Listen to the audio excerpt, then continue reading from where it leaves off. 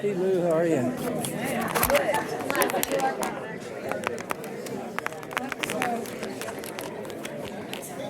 Questions. Are you ready? All set. You are? Hear that sound card? Sound card? Yeah. It's in that bag, I think.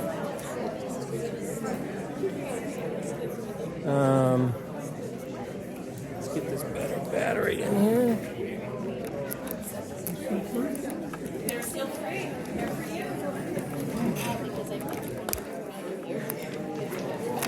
Thing is, I've got 85 minutes on this battery, Okay, we should do it. and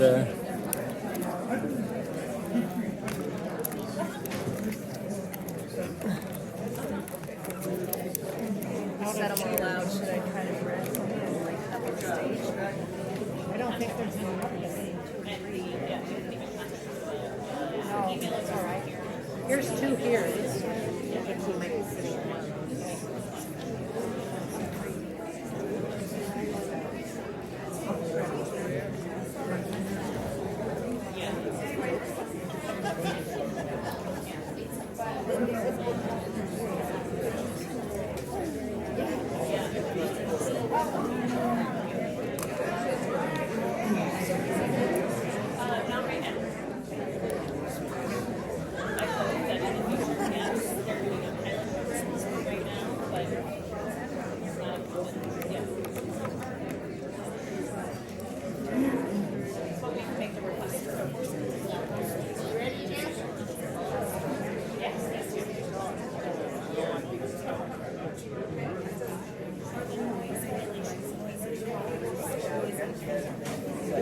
Oh, still coming in. Jeff, how are you? how are you? You have a date yet? Not yet. I'm Okay. Zip will be here tonight. Okay, we'll see.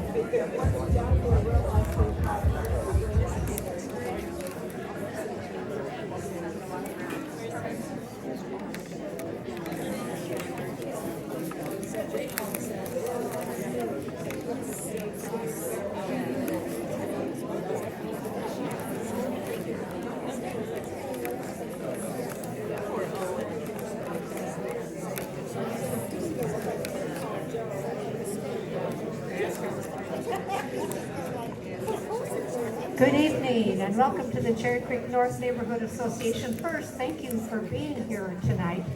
And I want to thank Councilwoman Amanda Sawyer and Jamie for being our guests. And you'll learn more about them as we progress.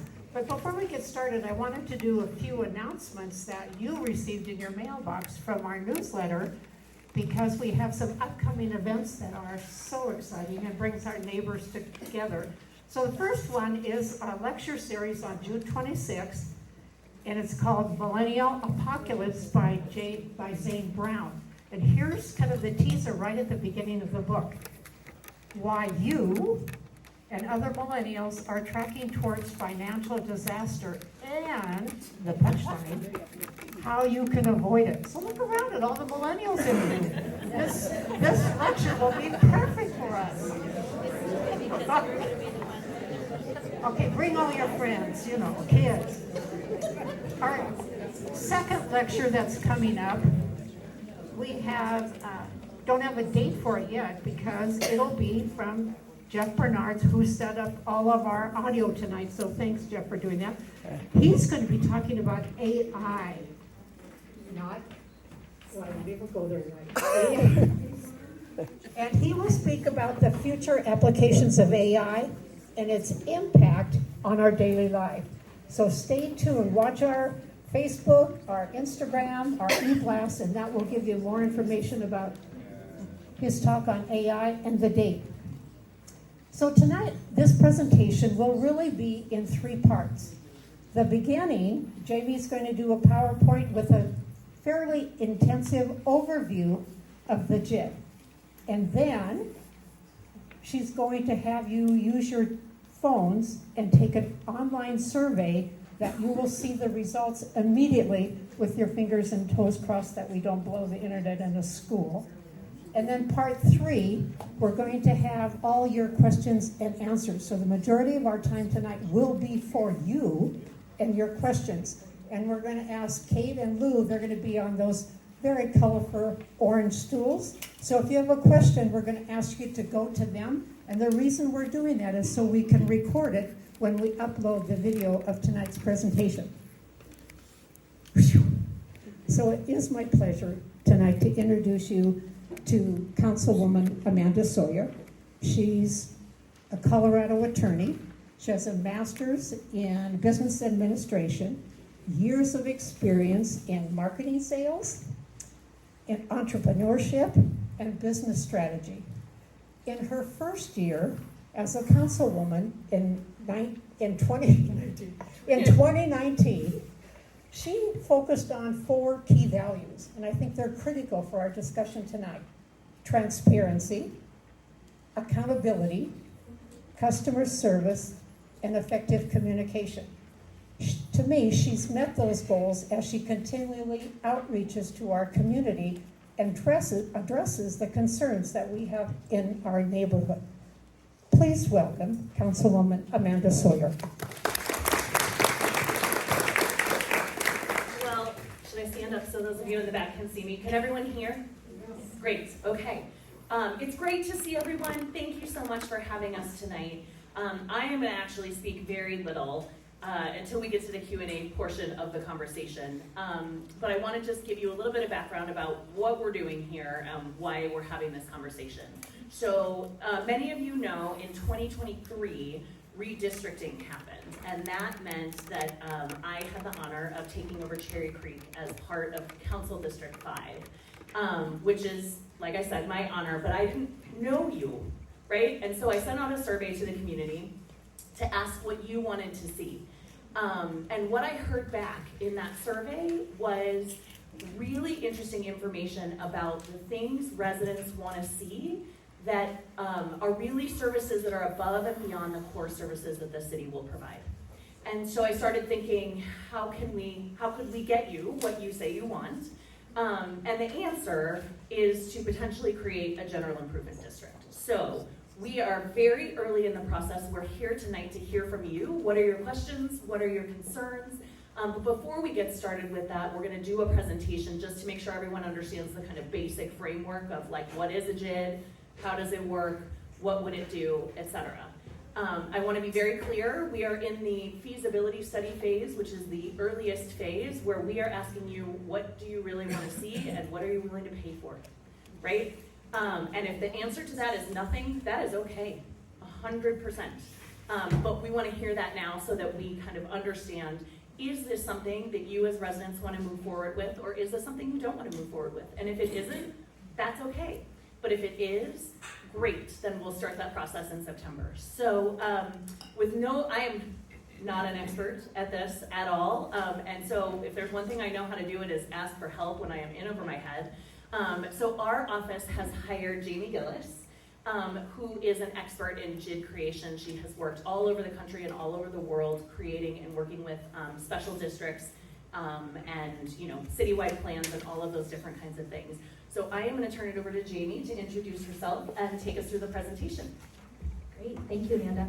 And Linda, can I get my slide support? I know you've been busy prepping everything else. Well, thank you so much. It's great to see so many faces. I do a lot of community engagement. I know Amanda does too. And you never know how many people are going to show up, but it's much more interesting to talk and present to a group of interested citizens. So I'm excited to share with you a little bit about what a general improvement district, or a JID, as we call it, is. As Amanda said, I'm just here as sort of the guide or the shepherd in district formation processes. I've done over 75 special districts. I'll talk about a few here in Denver you may be familiar with. And I just help community navigate the process. Community makes the decisions, community decides and votes if they want to do it. So my goal here tonight is really just to educate you on the tool, how it can work for you, should you choose to continue exploring it, and what that process looks like. So, next slide. So we're going to cover a lot of territory tonight. We're going to talk a little bit about what a general improvement district is. We're going to talk, carrying on from what Amanda mentioned, how we got to this process and this conversation tonight. What kind of things can a JID do? We'll share some examples, as I mentioned, of other districts. We're also going to answer that most important question of what is it actually going to cost, and how much money can you actually generate, and how far can that money go, possibly. We'll talk about the process in terms of how decisions get made on how JID funds get spent, and we'll talk about the relationship between special districts and the city, and what that partnership looks like once a special district is formed.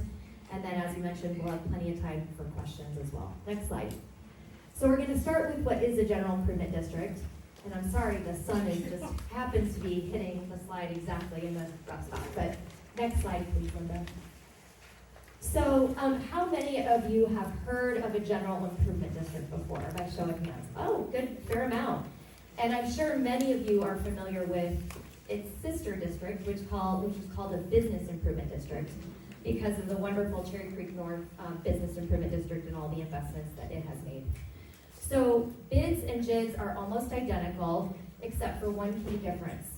Business improvement districts only include and involve commercial property owners and businesses, and they only assess commercial property owners and businesses.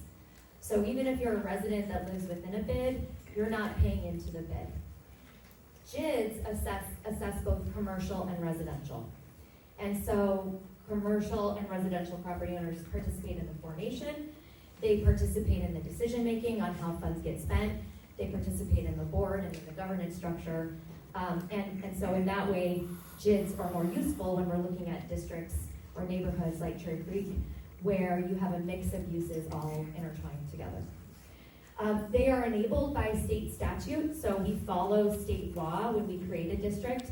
And they're essentially created by city council ordinance, which authorizes a special election of you all who get to vote in a mail ballot election on whether to form the district.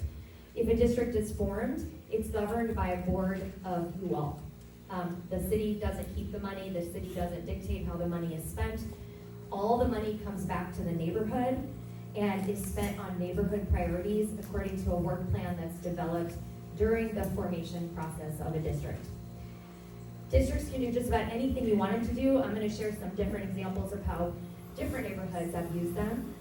They can do safety, they can do beautification, they can do cleaning, placemaking projects, they can fund transportation projects, they can fund microtransit, all manner of things. Basically anything you all decide you want collectively for your neighborhood, the district can fund and help facilitate.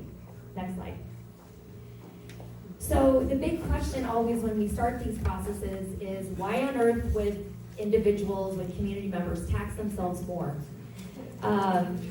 So I want to tackle that question straight on. The first thing to know about districts, and this is written into state law, is that districts can only fund enhanced services. So they cannot fund basic city services. It explicitly states in the law the city can't take away services in places where districts are formed. Districts are intended for enhanced services that the city does not fund, will not fund, cannot fund, will not ever fund, basically. Districts are often used to leverage investments that the city is making to make those investments better or to make that investment go farther or do more for the community, but in no way do they replace city services. So this is for things that you would get that the city's never gonna pay for, that collectively as a neighborhood, you have maybe I've talked over the years, you know, I wish it was safer, I wish we had flower pots on every corner, whatever your desire is. Those are things that the city won't fund, that you all have to fund it. So it's a tool for you all as a community to work together to fund those things. They also establish a unified voice for the neighborhood. So there's a lot of people. There's, I think, over 6,000 residents that live within the Cherry Creek neighborhood. And all of you, and I've heard some of you tonight talking to Amanda, I have this issue here, I have that issue here, I have this need here. And so her office works to see what the city can do. Some of those things, again, can't always be funded by the city, or sometimes you need a larger collective voice to really say, for us, it's not 72 priorities, it's these 5 priorities for the neighborhood this year and these 5 next year. And as an organization, as a district, we want to work with the city to problem solve through those things. It puts greater control of the district in your hands. You guys all get to decide how the funds are spent. So again, this is like tax dollars that come back to you that you get to dictate, not city council, not the mayor's office. And everybody pays a fair share in improving the area. This is a reason why districts were formed starting back in 1979. I think the first district was formed in the United States. And it's because neighborhood groups or downtown groups would often have these associations and everybody would pay in their dues, not everybody. 100 of the maybe 500 stakeholders would pay in their dues. And they'd make improvements to a neighborhood and everybody would receive benefit, including the 400 people that didn't contribute. So districts make it fair. The statute says whatever the district assesses, we have to be able to show in the operating plan for the district that you all are receiving value back for that investment. So whatever your investment is, we have to show the return on investment and then some for the district. And so that's a key piece of this, that everybody pays in, everybody receives benefit. And then the final thing that I think is really important is the leverage piece. So we're always looking at how do we take the, $500,000 that the district might raise and turn it into $1.5 million through grants, through city partnerships, through leveraging other city projects and things like that. And that's where districts around the country, around the world have been really successful. Next slide.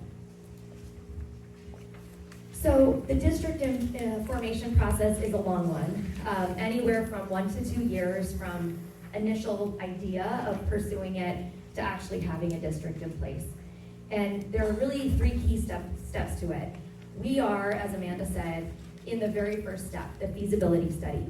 And you all are here tonight to weigh in on that. This is just the very first glance at what would the neighborhood want if a JID were established here, what kind of funding would be raised, what kind of projects could you afford to do, what would the boundaries look like, what would people want in terms of governance structure. We're just doing a high level understanding right now and really trying to test support. And this is a tricky phase because districts are a complicated tool. If you've never been a part of one before, if you've never been a part of forming one, it's not straightforward, right? You're working through state statutes, you have to go to city council, there's Tabor, it's a tax election that you have to do. So we use this phase really as an education so that you all know that there are tools in the toolbox that you can use if you want to improve your neighborhood, that you can deploy, how that process works, and what it could possibly look like for your neighborhood. And from there, you really tell us like, hey, this is kind of interesting. Maybe it's worth continuing to explore further. It's not perfect, we need to know more details. Or maybe you look at it and just go, no, I don't want any of this, I don't want anything to do with this. That's what we find out by going through the feasibility process before we jump into all the other complicated formation process. Assuming there's support for the feasibility study, then we would move forward into the formal district creation process. And that includes more engagement to build out a very detailed operating plan for how the district would work. That includes a petition process in which you all would have a chance to sign a petition to send it to City Council. And then it includes a City Council ordinance which authorizes you as a neighborhood to hold a special election to form the district. So that whole process takes 18 to 24 months. We are in the feasibility study right now. We've been listening and learning and researching since January. Tonight is actually the final big neighborhood meeting. We've had a number throughout the last several months. We're gonna, at the end of this, we have information on a survey that's going live tonight, and postcards will be mailed to every single resident and property owner within the district. And you'll have until June 15th to also weigh in on that survey based upon what you learned tonight.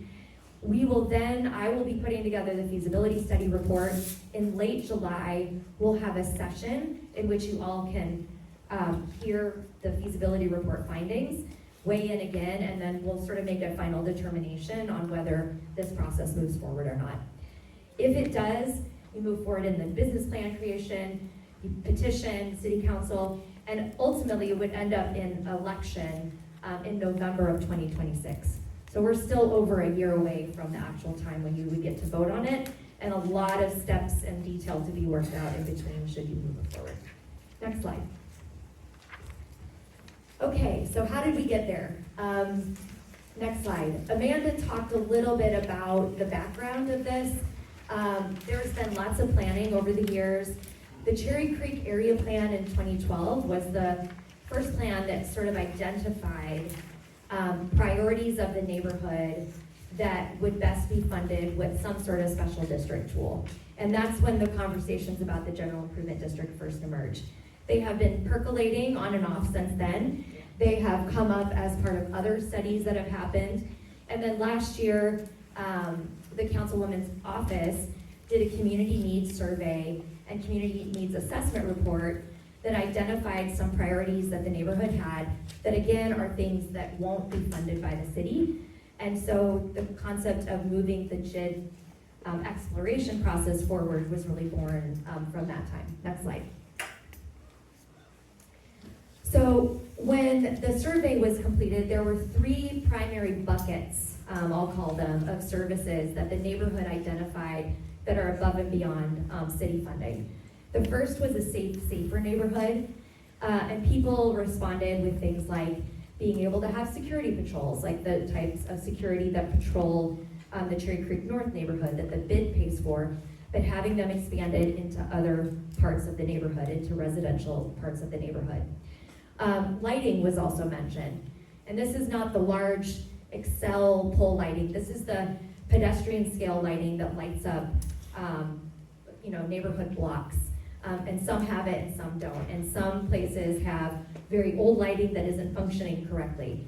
And so the desire to, as you walk out of Cherry Creek North on an evening after dinner, for example, where it's well lit, to not walk into the dark, to be able to have consistent lighting.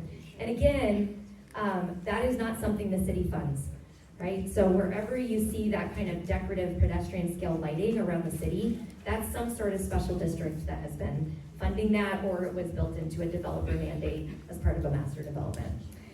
The second is an accessible neighborhood, and there are lots of different ideas there around pedestrian and bike accessibility, as well as microtransit, the types of transit that could be a circulator around the neighborhood to move you around the Cherry Creek neighborhood, or connect Cherry Creek to other neighborhoods like downtown via microtransit.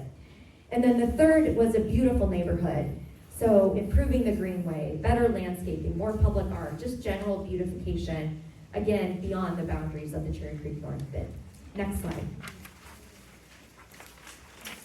So again, just to note that this process is really intended tonight to explore the feasibility. Nothing is decided. It's very sort of big picture right now as a concept.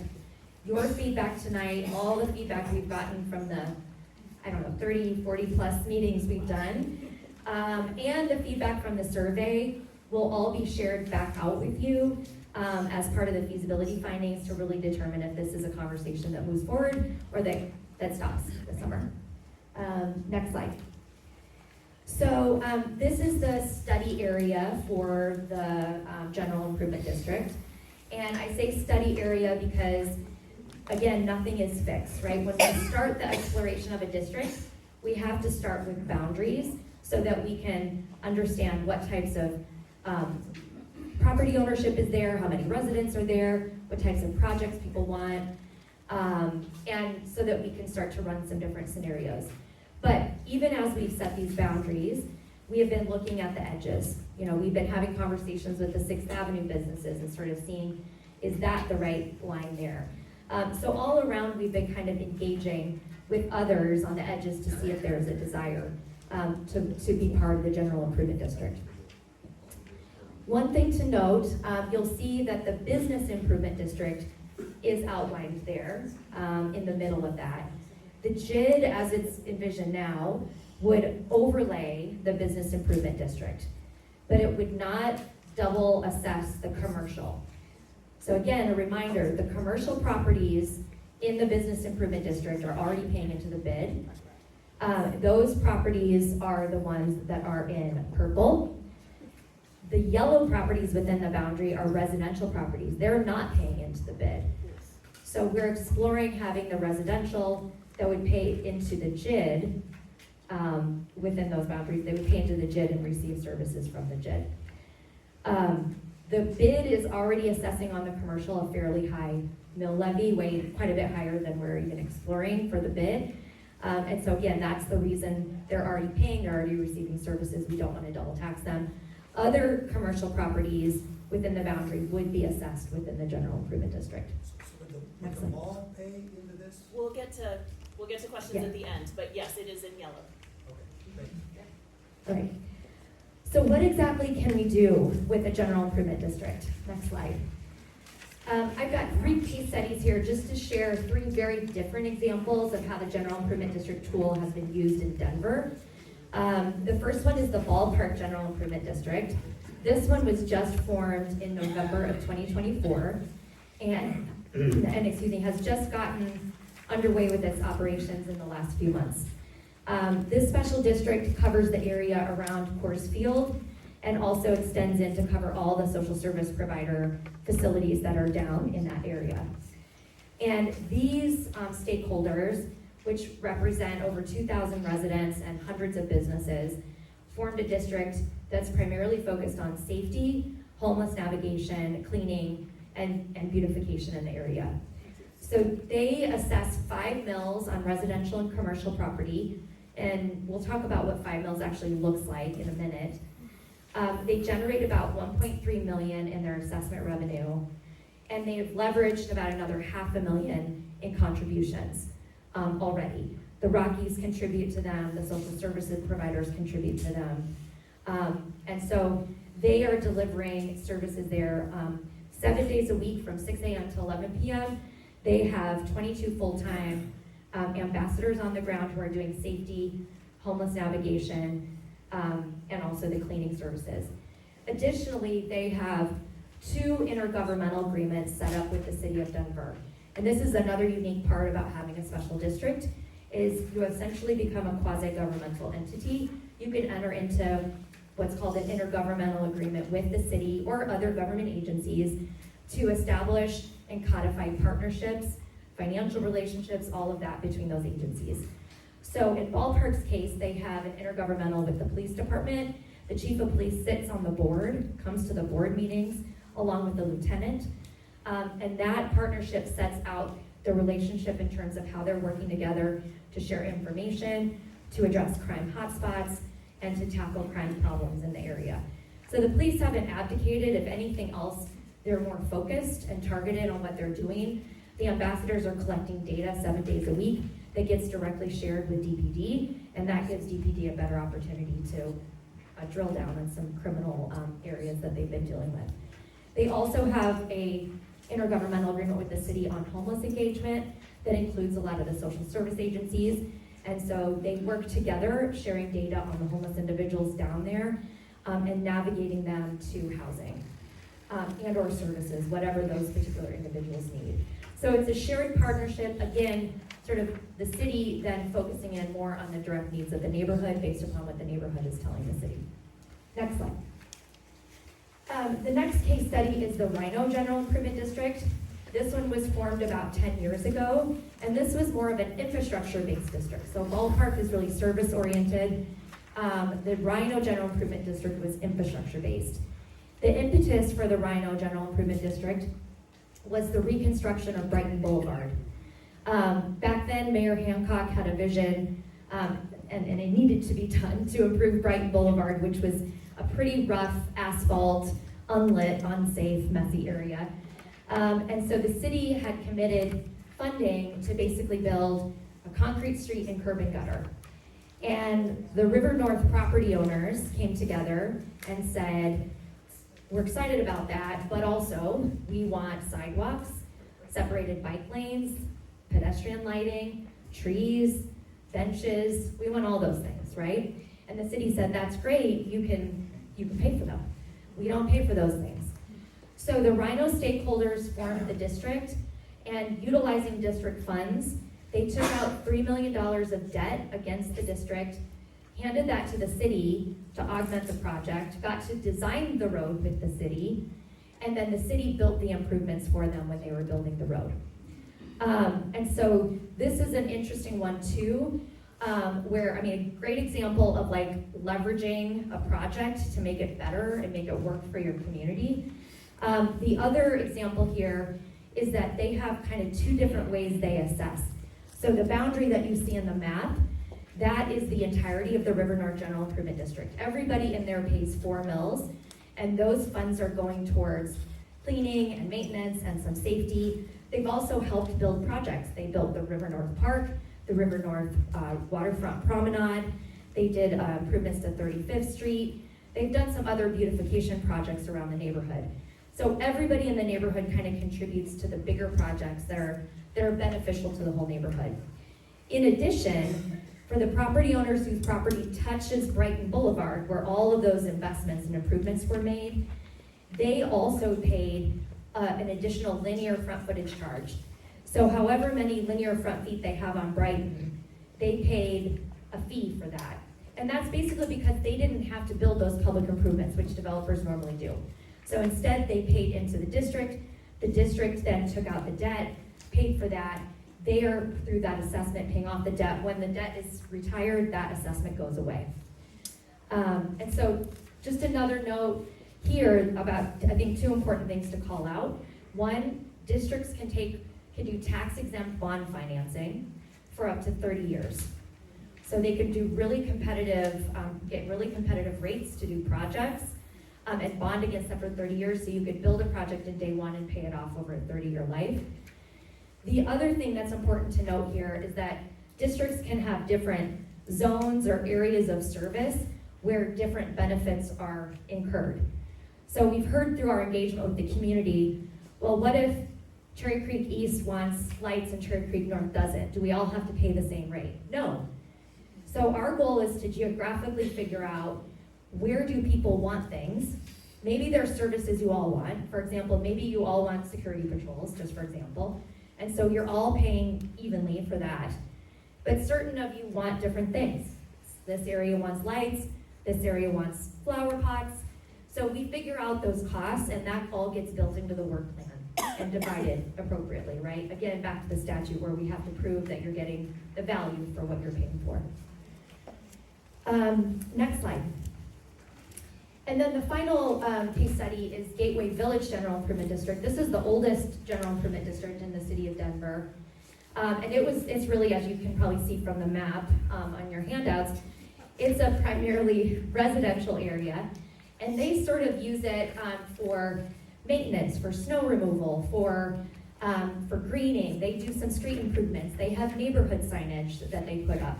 So they're using it more of like a little community association to fund some of the day-to-day things that benefit all homeowners.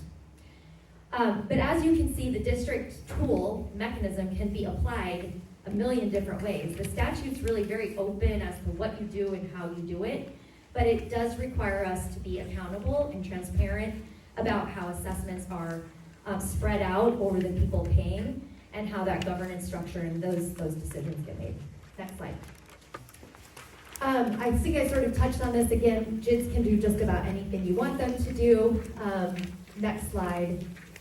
And so let's get to the real big questions. What would a JID cost? So for those of you, hopefully you can see this slide, and hopefully most of you can have the handout in front of you. There are a lot of numbers on this slide, and so it can be very confusing to understand how you run assessments on districts. I'm just gonna walk you through it step by step. The first thing we do, looking at that top box, is we look at the total assessed value of the neighborhood. And we're gonna talk about the word assessed in a minute. This is not the actual value. Whenever we're doing assessments on special districts, we're using the assessed value of your property. So we look at the total assessed value. In this case, we pulled the total assessed value for that entire map you guys saw previously, but we pulled out the total assessed value of the commercial property within Cherry Creek North bid, because again, they won't be charged, so their assessed value wouldn't be part of this. So you guys collectively, and this is based on pre-May 1 numbers, by the way, we still don't have the new tax numbers for the whole neighborhood, but it's around $655 million.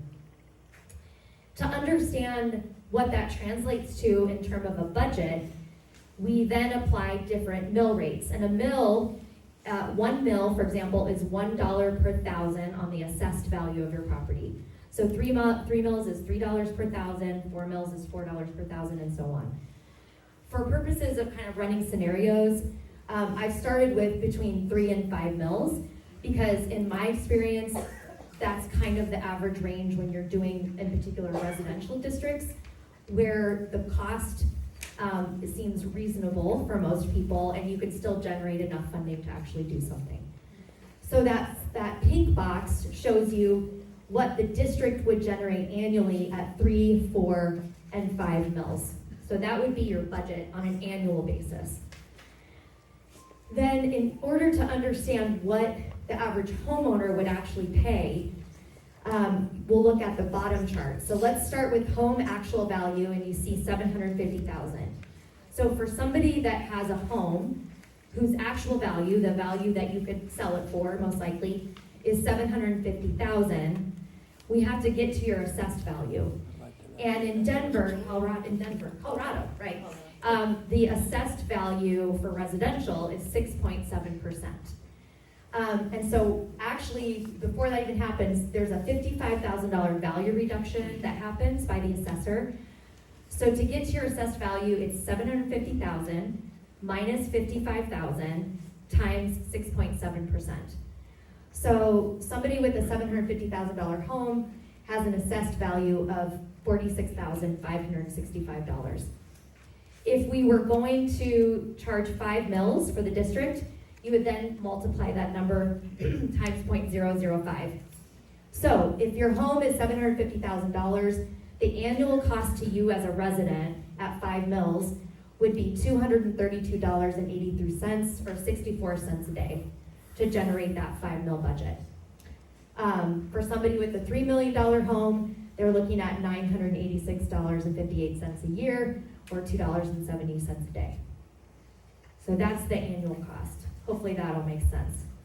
We'll also show you for commercial, it's quite a bit higher, because commercial is assessed 4 times higher than residential is in Colorado. So the information on the top of this slide is still the same, but looking at the commercial building value, if somebody has a commercial building valued at $2.5 million, the annual cost to them would be about $3,400, and so on and so forth. So commercial pays quite a bit more than residential, as an average resident would. Next slide. Then as I mentioned, it can even get more complex and nuanced. So we shared that Brighton Boulevard example where you can have two different types of assessment rates. The map on the left is a map of the downtown special district. That has 12 assessment zones. So the way they charge is if you're on 16th Street, you pay the most, and the farther you get away from 16th Street, you pay less. The people on 16th Street get the most value, the people as you move away get, or most service, and the people as you move away still get services but at a lesser frequency. So there's lots of different ways to slice and dice it. Next slide. All right, I think we just have a couple more. How do decisions on JID funds get made? So again, the governance and the decision making is all up to the stakeholders, the ratepayers, right? The business plan, the operating plan that's put together puts the guardrails in place for what the district can fund. So it may say, you know, can fund safety, it can fund microtransit, it can fund landscaping. So that's the first kind of protection, is that you can't get a board in there that says, but we want to fund schools, and then all of a sudden they start spending money like crazy. So the operating plan are sort of the guardrails in terms of the types of projects that can be funded. The operating plan also sets out the governance structure. So you'll have a board of directors that will be made up of people from the neighborhood, and the board will be what we call codified. So we could say, and this is just an example, that the board will always have 2 representatives from Cherry Creek North, residential representatives, and 2 residential representatives from Cherry Creek East, and 2 commercial owners and 2 businesses. So we do that so that as boards change, you don't suddenly have a huge district that's now just all run by commercial property owners, but residents are paying a big chunk of the total budget. So all of that set out, the board makes the day-to-day decisions on the budget based upon the operating plan that's formed. And in terms of how those projects are managed, that really is part of the operating plan development. Districts can hire staff, they can contract services out, they can contract with other organizations like the bid. Really, it's going to be determined by what you actually want to do with your funds. Next slide. All right. Final question, but shouldn't the city be doing this? So again, just to recap, as we started in the beginning, we're talking about basic versus enhanced services. The city continues to provide basic services, districts provide enhanced services. So these are not things per se that the city is going to fund directly, but they may partner with you on for certain projects. Every corner of Denver anymore, and frankly most cities, are covered with districts. You may have come across them in your travels. Again, as if you go to a neighborhood and it has pretty street lights or flower baskets, if it has benches or unique streetscaping, if you see people out on the street in district branded uniforms, cleaning or doing things, that's all being funded by a special district. And there's loads of them around the city of different types. The final piece is leverage and focused investment. So again, I think it's important to know that districts tend to receive and benefit from the receipt of more investments and services from the city because they're focused on priorities and because the city can leverage its investment with your investment and make the money go farther, make it do better projects, make it more impactful in certain places.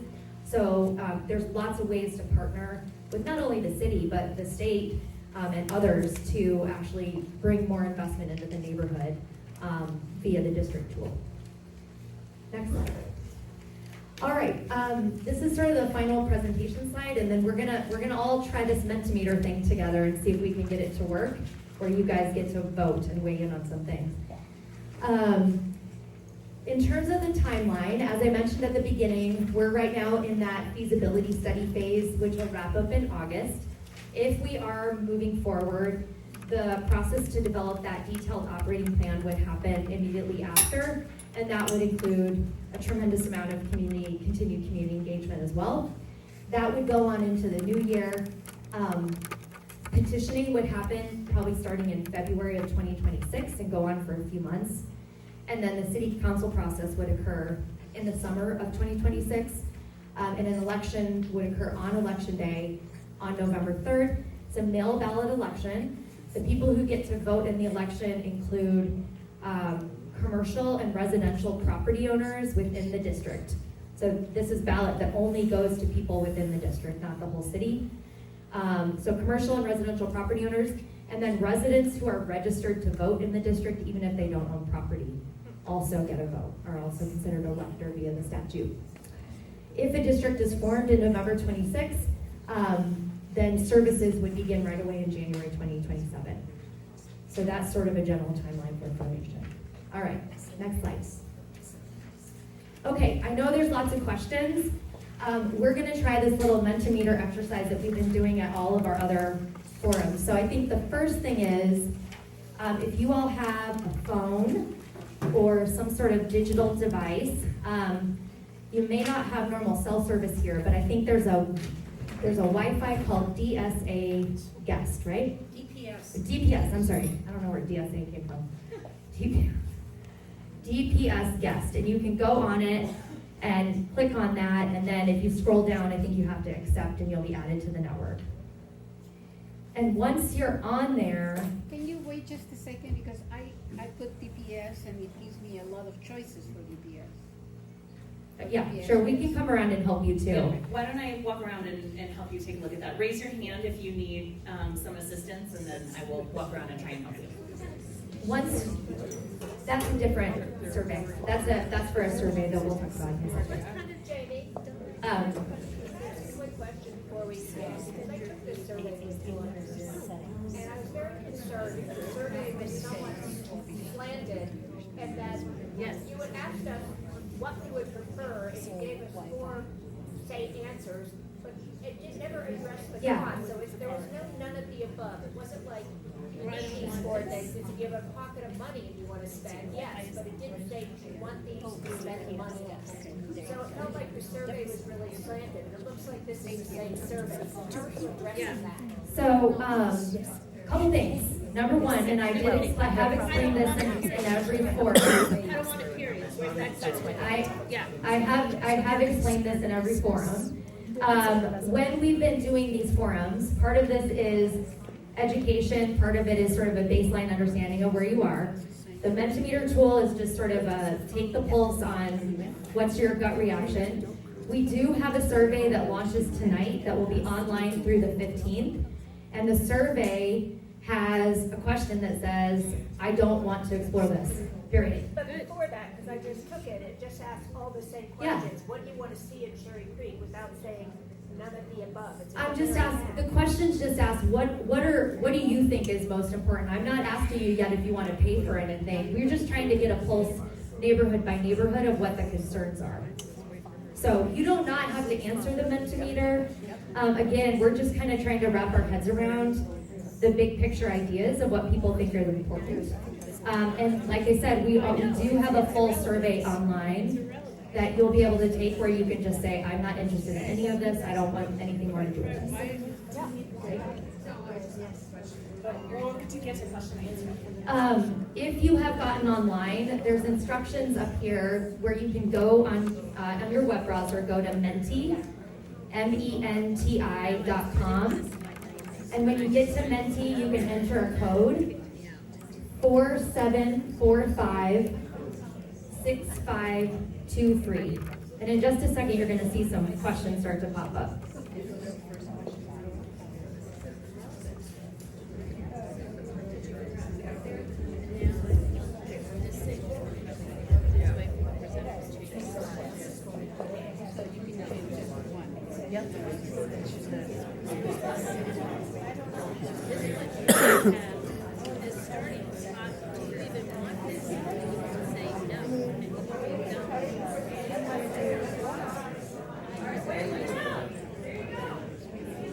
Where'd the code go? Still at the top of the screen. 47456523. Yep.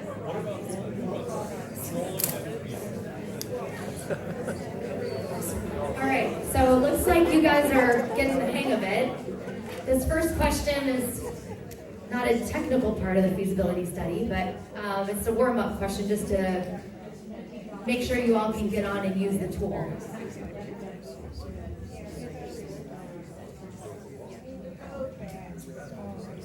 How's everyone doing? Anybody still having issues getting on?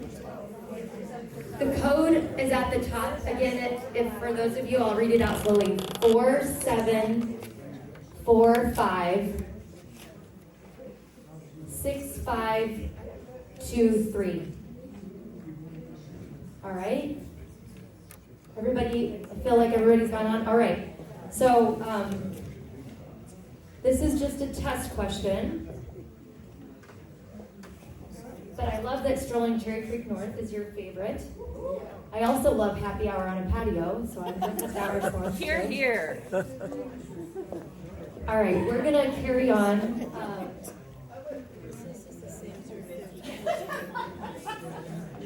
Absolutely.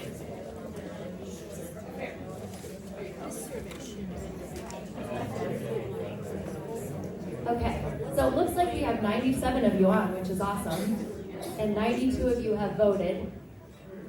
So we're going to go on to the next question. Okay, so first question.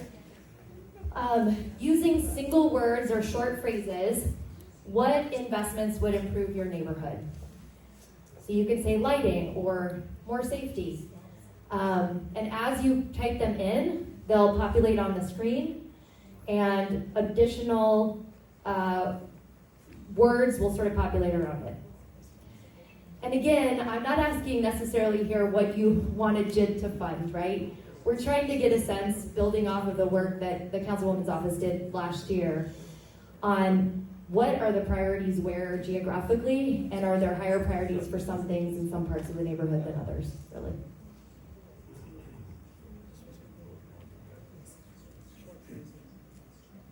Plus construction. Oh, okay.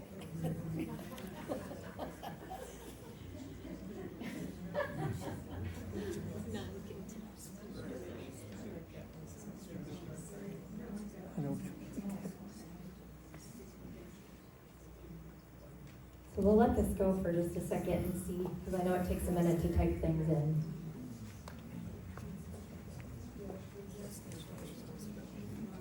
Looks about, we've got 55 of the 98 people that are on that have responded, so we'll give it a couple more minutes. Does anyone need any help working? Raise your hand. Okay, great.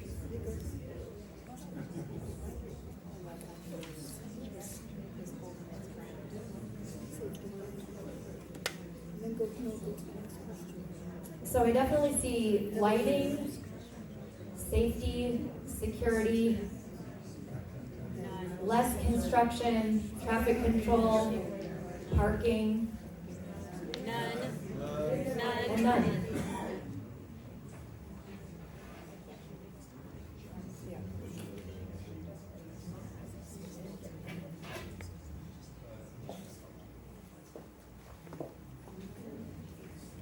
All right, give it a couple more seconds. Looks like almost all of you have responded.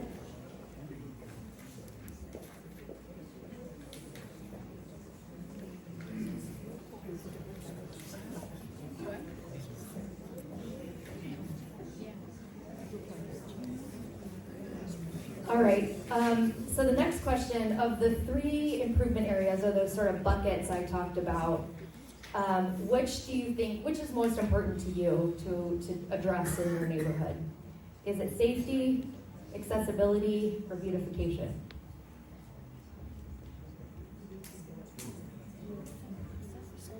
And in the next slides, we're going to kind of dive into a little bit more, like, what do you mean by safety, or what do you mean by beautification, or what do you mean by accessibility?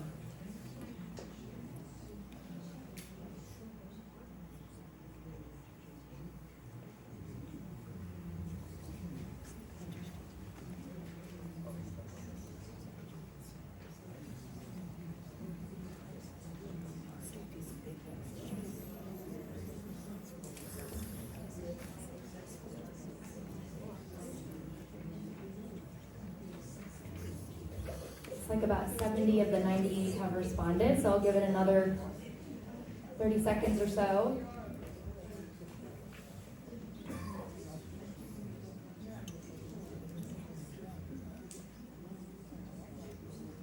All right, well, it looks like safety is the strongest by quite a bit.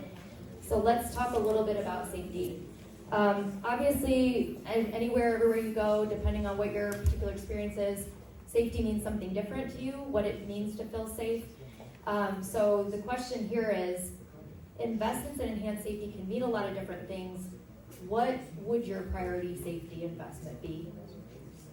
And so we've got security patrols, neighborhood or sidewalk lighting, alley lighting, security cameras, or environmental design.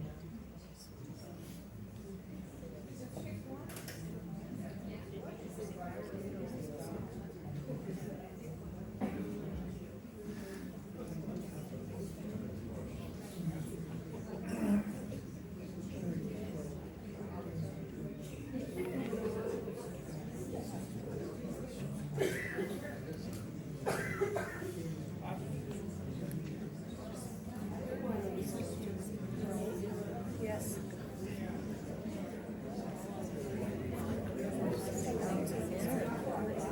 Give it about 15 more seconds. Looks like about 75 of the 98 have responded.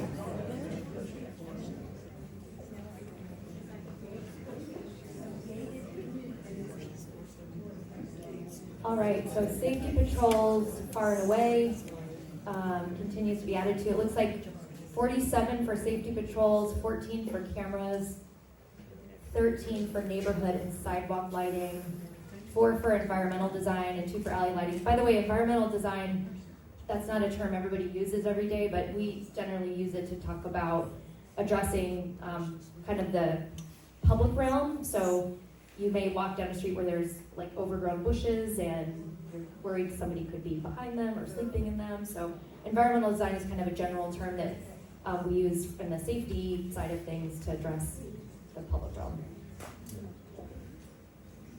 All right, so the next question is, what would your top priority be as it relates to accessibility in the neighborhood?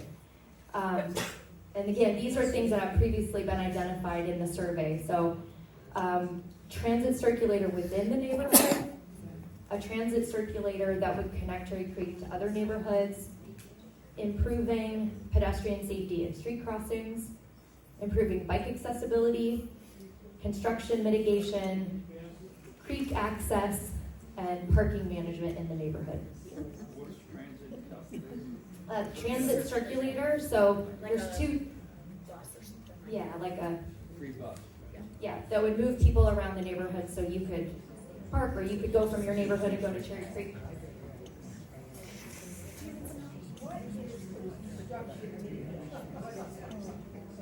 The question, I think, is what is construction mitigation? So that would be a term that we've used to find better ways to manage the impacts of construction on the neighborhood and the impacts of construction on traffic. Better coordination. How do you stop it? I don't think you can stop construction, but you can find ways to manage it. Manage the impacts of it, I should say.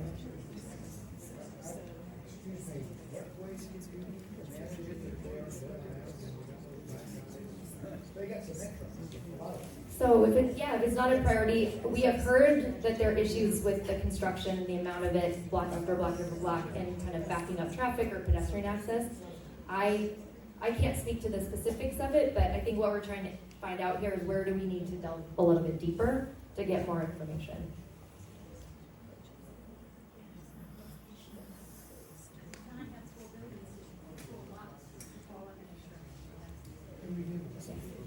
All right, so it looks like we've got,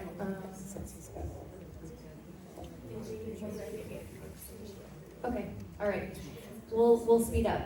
Looks like parking management with 24, parking management in the neighborhood, I should say, and pedestrian safety and street crossings with 21, followed by addressing construction at 17.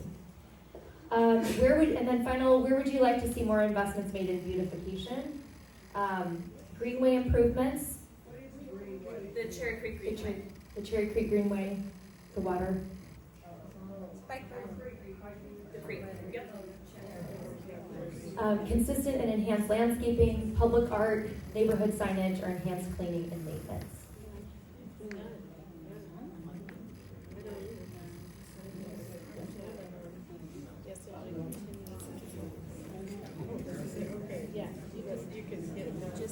Just did you not choose this? Do that? You want to continue with that?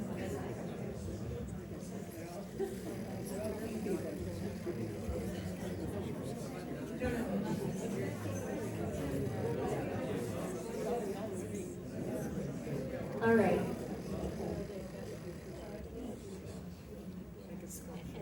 I think there's just one more question, and then we'll put up on the screen a little bit of information while we take Q&A from the audience. So it looks like enhanced cleaning and maintenance got 36 votes, consistent and enhanced landscaping with 16, public art with 9, gateway improvements with 7, and neighborhood signage with 3. All right, finally, and again, this is an if a JID were to be created, how would you want your funds allocated? Would you want 50% of your funds invested in safety, 100%, 70%, accessibility, beautification, and then other?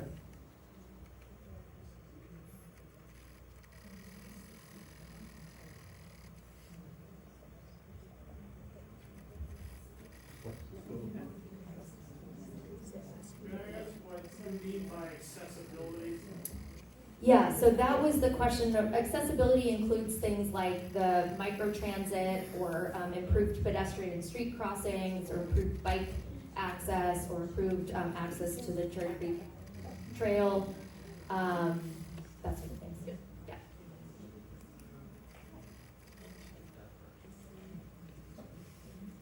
And again, think about it like if you were to form a district, if you were paying extra money, where would you want to see most return for your money, right? Where do you want to see that money invested in?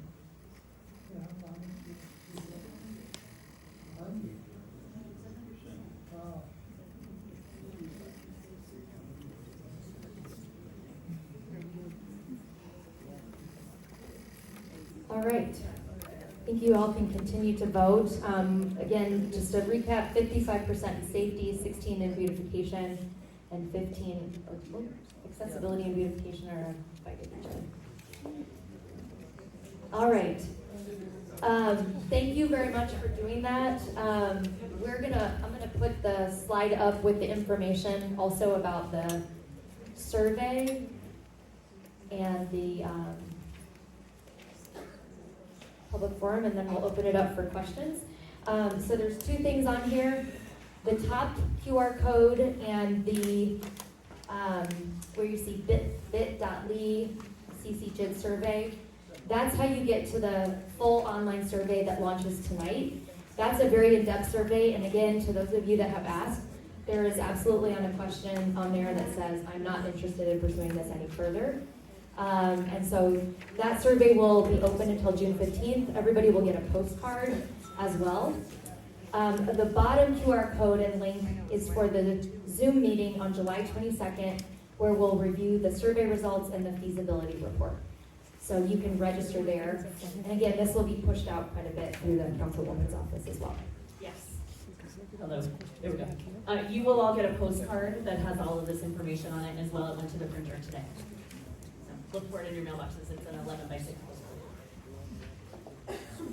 All right, let's do Q&A. I know that there are a lot of questions.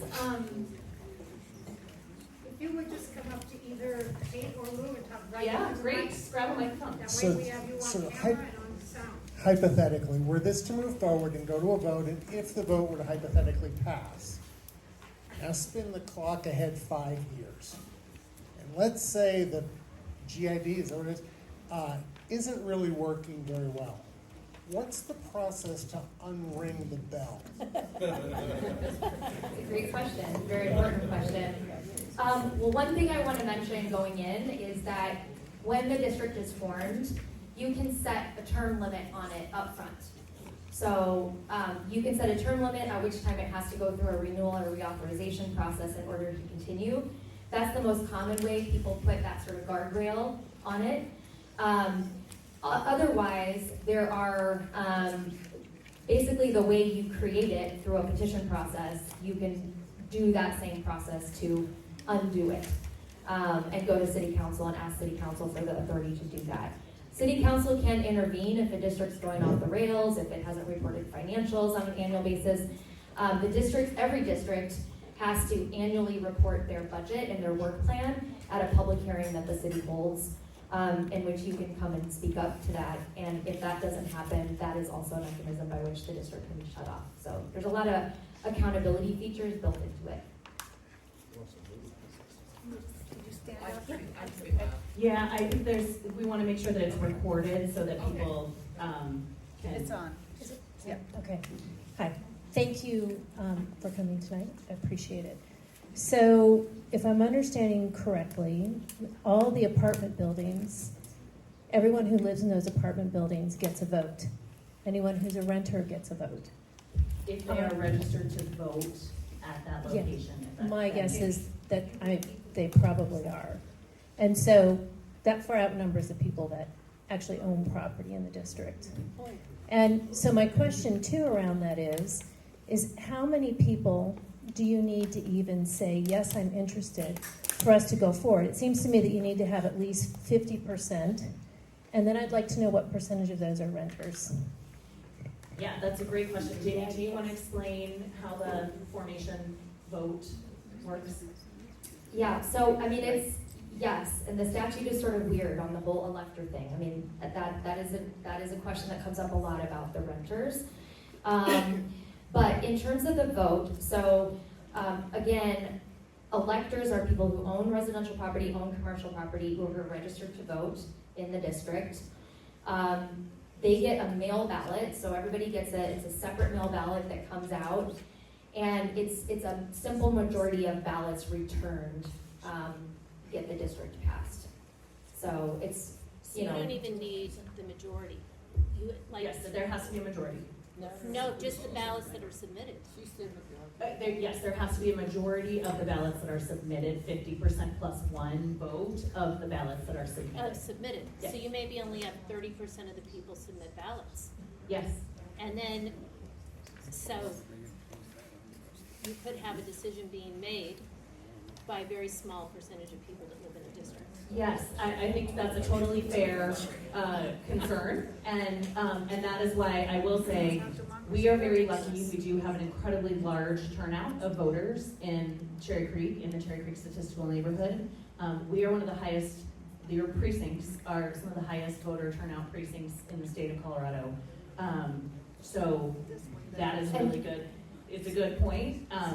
I do think that there will be a lot of people who turn out for this. I think there's. And I want to reiterate that the vote isn't the only formation step. There are 3 steps. There's a petition process, and then which, you know, there's a door-to-door petition effort, right, where we get petition signatures.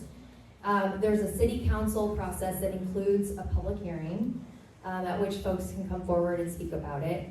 And city council can determine at that point, even if the petition threshold's up and met, whether or not to authorize the district to proceed to an election. And then there's an election effort, right? And it's a get out the vote election effort with that separate mail ballot. So I will say in other districts we have very representative mix of people that vote. Homeowners are very high voters in these elections. Renters are and are not, depending on where they are. Ballpark was a very engaged voter base. Those were mostly residents. They're a very young group. They're a very engaged group down there. But I just did a district down in Colorado Springs that had a lot of homeowners and a lot of renters, and the majority of the voters were the homeowners. We had very few renters respond. So I think it just sort of depends on, to Amanda's point, what voter turnout is in each district and how engaged, different constituents are in that. We have a question right here. Oh, thank you. I want to talk about the surveys that have been done and are going to happen. And I want to mention that I have a master's in marketing and market research from Northwestern, which is what surveys are. I've looked at the survey online. You have over 1,000 people, about 1,000 people, responded to the survey online. In looking at some of the data, about 400 of the people don't live in Cherry Creek, wouldn't be affected by this tax at all, and I don't know why they're even being surveyed of what they want when they're not being part of this JID.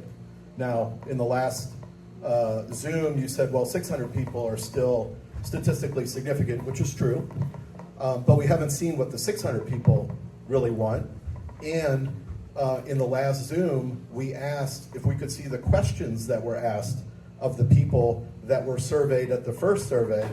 That was supposed to be online. I've searched for it. I've even emailed the email address that everybody sees in their packet, and I still have yet to see any of the questions. So my gut feel is that survey's biased, very biased. The survey that we just took is extremely biased. Nowhere does it say, do you want this? It just says, what do you want us to spend your money on? And then I've already taken the survey you have at the top. That's extremely biased. It's not long, it's only a few questions, and that doesn't have the question of whether you want this. It has a very confusing question at the very end after asking, I think it's 16 different things you want to spend money on. Do you want to explore the JIT or not? It doesn't say, do you want the JIT? I don't know why the surveys don't start with, do you want this JIT, or yes or no? If you do, what do you want to spend the money on? Secondly, nowhere in the survey that you have up there, and there's 100 people here, there's going to be probably 2,000 people that can take that survey. Nowhere in the survey that you have at the top does it say what the cost is.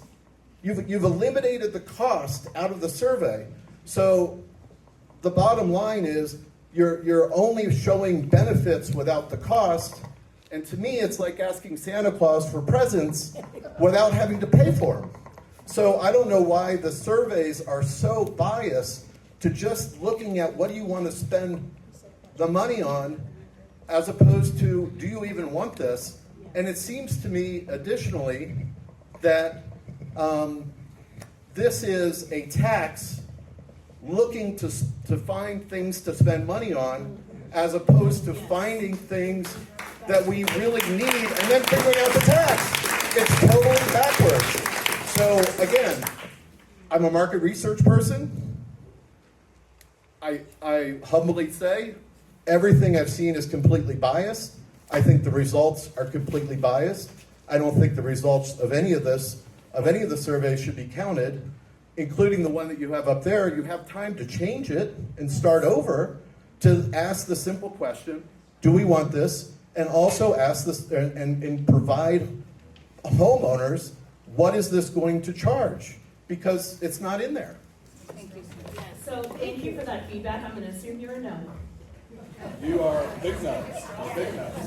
But I do think that's... And I think there's a lot of clapping. There's a lot of... Excuse me, sir. I appreciate that you had your opportunity to speak, but we have to move on so that other people can share their questions as well.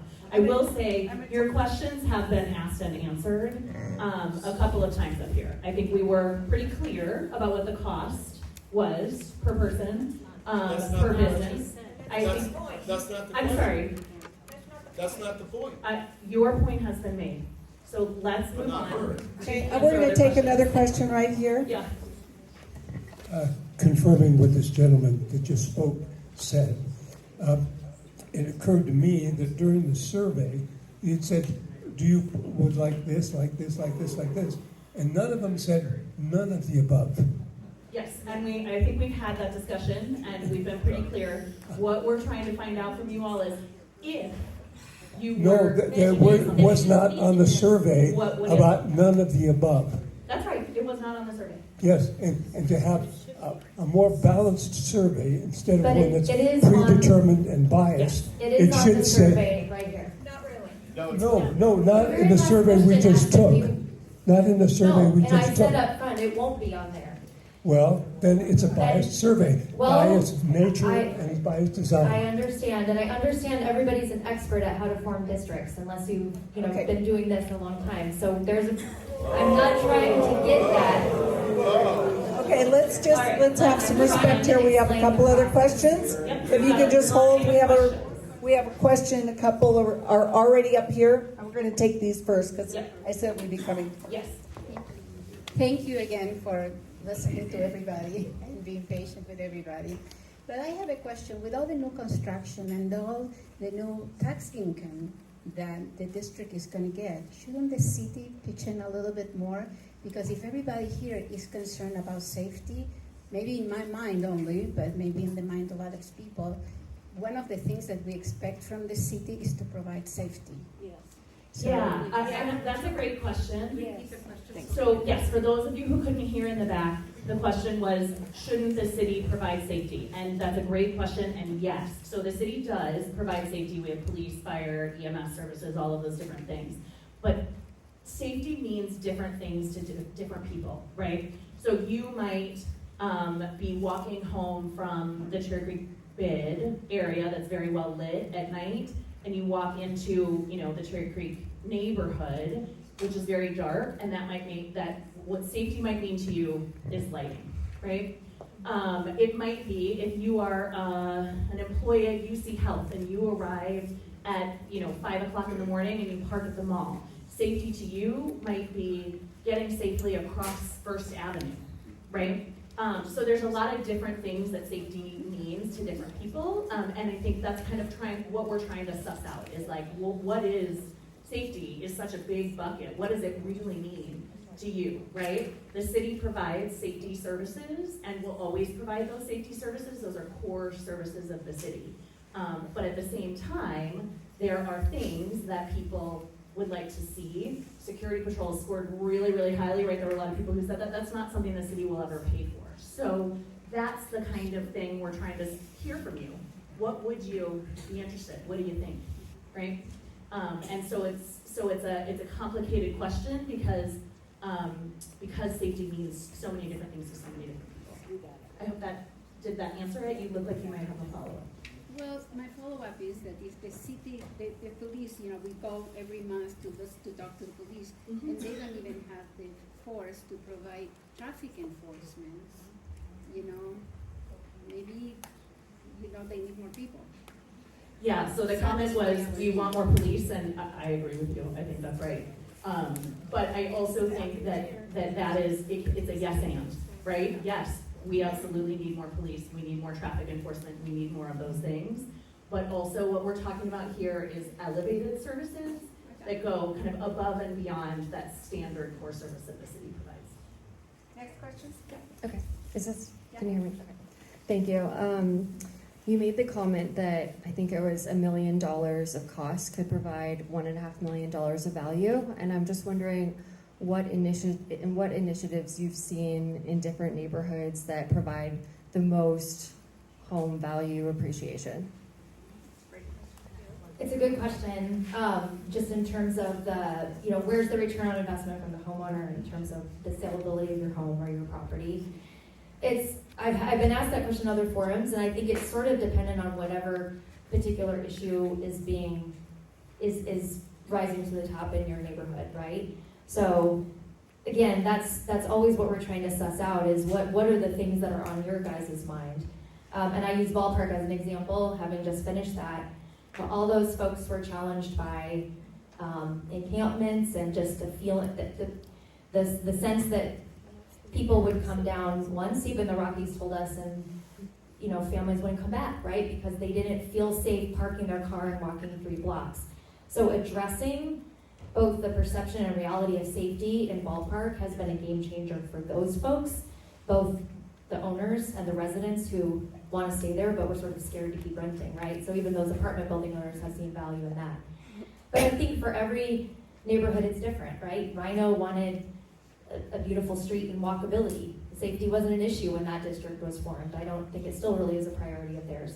For them, that significantly increased their property values by making that investment. So that's always the process to try to understand when you're forming a district, because there's a lot of voices in it. So understanding what your collective goals for the neighborhood are is part of that process. Thank you. And I just have one comment. One thing that I would love to see on the survey was, for example, just on the safety piece, where it was like, do you want a patroller? Do you want street lamps? I'd love to see the numbers behind it. Like, is it 1 patroller versus 1 street lamp per block? How exactly are we comparing the costs?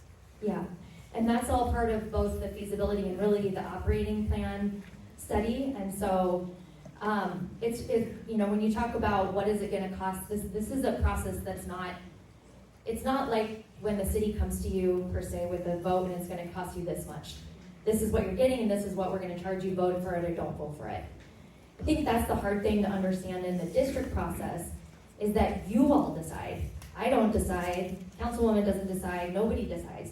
And so the process of getting to 6,000 people who all have very different interests is a really complex process, right? So through that process, we always start with like, okay, most districts are charging around 5 mils. What would that generate here? That would generate $3.5 million. It would cost owners this. And then we back into it, right? And then we sort of figure out that would get you, 7-day-a-week, 24/7 security with 25 people on the ground. Or it would get you street lights on every corner. Or it could get you both. You could take out some debt and you could keep some money to fund for services. We just aren't, that nuance to it isn't there. I think we have to understand where the threshold of support is in terms of how much a resident would be willing to pay to get some of those things, and then we sort of work through it. But it's, I can give you a comparable that Ballpark's paying $1 million. They have 22 full-time people on the ground 7 days a week. It's $1 million to do that. But they're leveraging a lot of additional support from the police department and other partners who are working collectively to try to solve problems too. Let's go to the next question. Thank you all for coming. Councilwoman,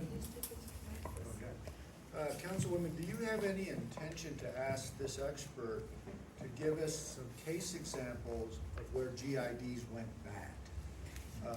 Yes, We absolutely. have these, so we have the ones that went good and all the good stuff, but I'd like to hear about the parade of horribles because I have prior experience with GIDs. Yes, great. So for those of you who couldn't hear the question, it is tell us a little bit more about the parade of horribles, right? Where has a general improvement district gone bad? And that's a great question, and I think a really totally fair one. Last night at City Council, we had a general improvement district, business improvement district, and arts district that went bad. And their 10-year renewal was what we heard last night at City Council. And in order to get that renewal, they essentially had to unwind everything that they had done over the last 10 years. And so there are separate management structures now, where it was once a joint management structure. This is the Rhino bid. You can read articles about it in the paper. The property owners there, business owners in particular, were extremely frustrated with some of the management decisions that were made and not seeing the value that they felt like they should be getting. And so absolutely, there are times that it can go bad. Again, there are guardrails in place to ensure that if that happens, it can be unwound or remanaged, just like what we did last night. Instead of us doing our own, I can speak loudly. Yeah, I can repeat for you. No, I heard you. Instead of us doing our own independent research, are you willing to give us the examples of how people got hurt in a brochure like this and get that to us? We would be more than happy to provide for you different examples of issues. I think I provided one that literally is very timely because the vote was last night. Jamie, do you have any other specific examples of where kind of a JID went really bad?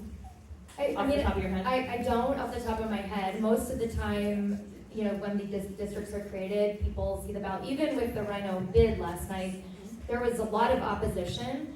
The opposition wasn't calling for the end of the district, it was calling for a better management structure for the district and the reallocation of funds. They wanted more funds on safety, they wanted more funds on cleaning, they want more funds on business support, and they were willing to support it.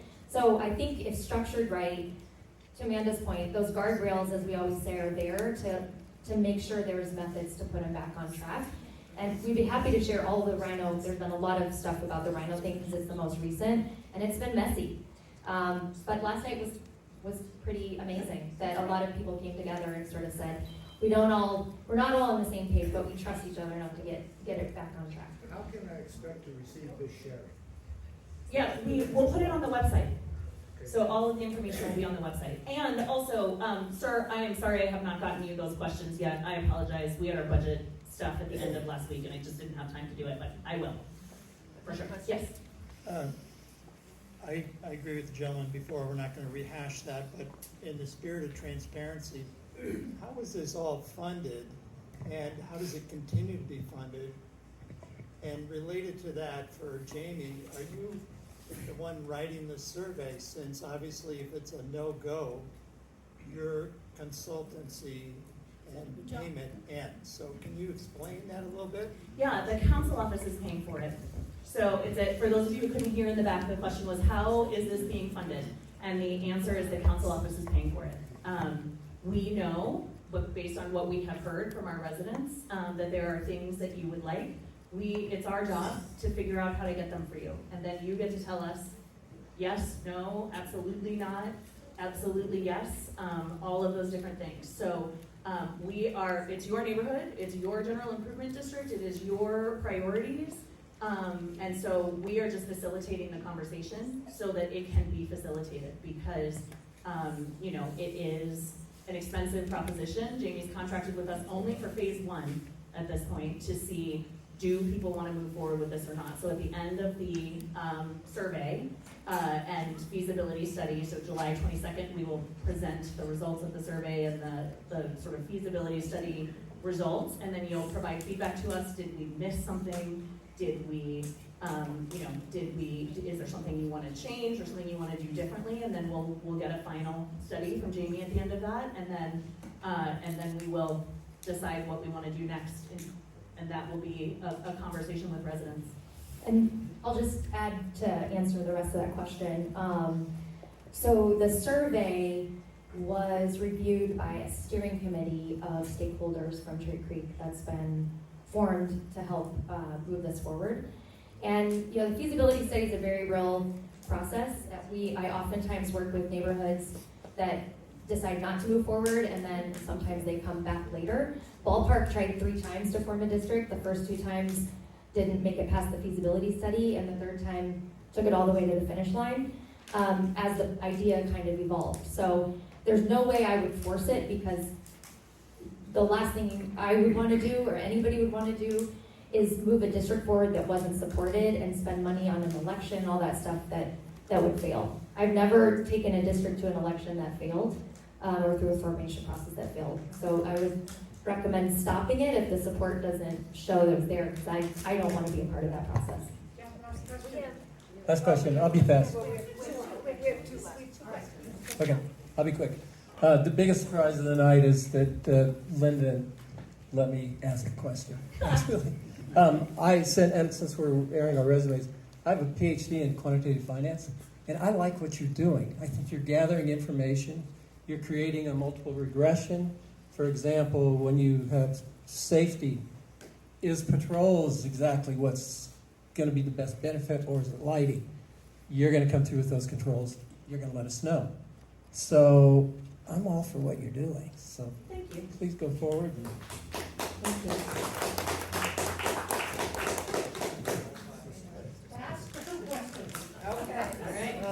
Is it working? Yes, you can hear.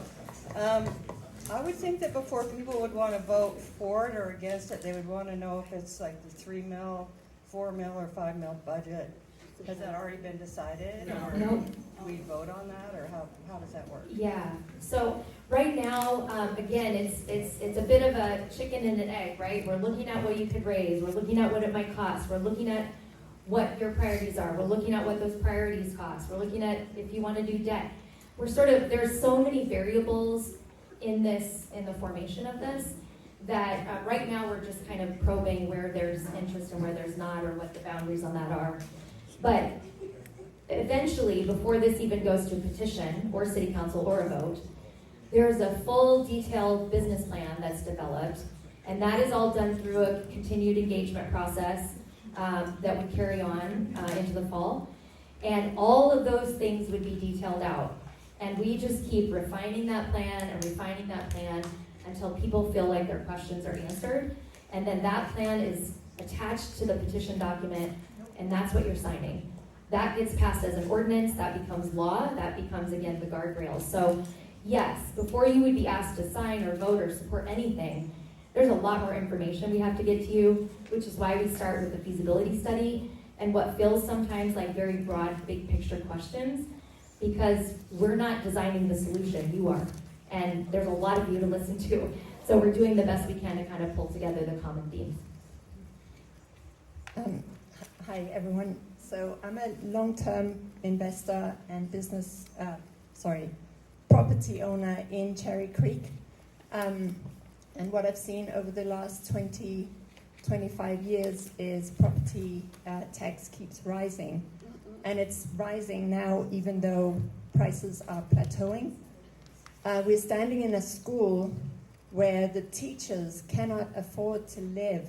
I think those were your words at some point.